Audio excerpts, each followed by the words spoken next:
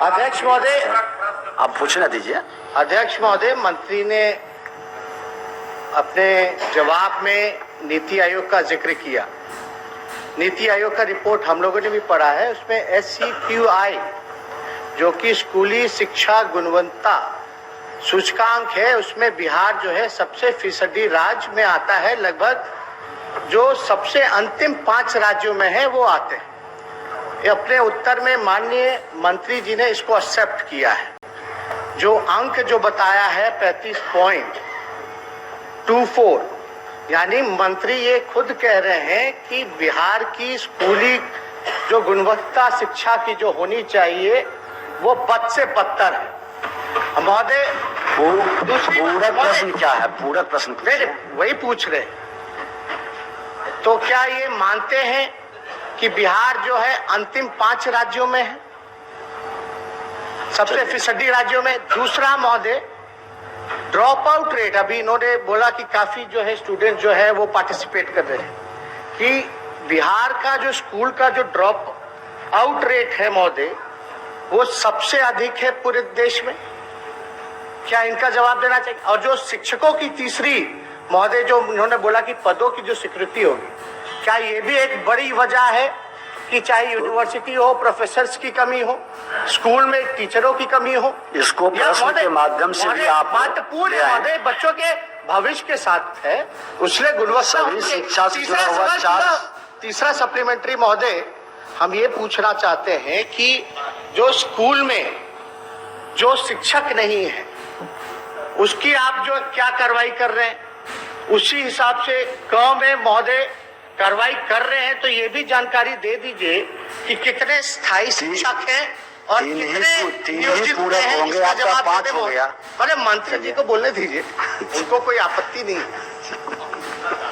माननीय अध्यक्ष महोदय, माननीय नेता प्रतिपक्ष ने बिल्कुल सही कहा है।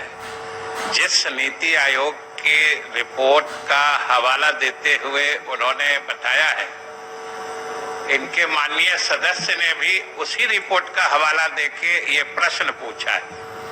लेकिन बात है कि जहां पर नेता प्रतिपक्ष ने बात की शुरुआत की है, हम तो उससे आगे की बात ही कर रहे थे।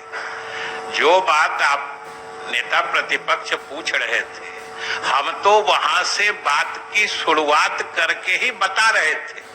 जो हम अगर कमजोर हैं तो हम अपने को मजबूत करने के लिए क्या सब हम कदम उठा रहे हैं, वही तो हम इतनी देर से बता रहे थे। और आप सुन रहे थे। मुख्यमंत्री को आप चलिए महोदय, 15 साल से श्री अजीत शर्मा, 15 श्री अजीत जो है एक पद नहीं बढ़ा गया। अजीत शर्मा, 15 साल से मुख्यमंत्री कौन है, किसकी सरकार है?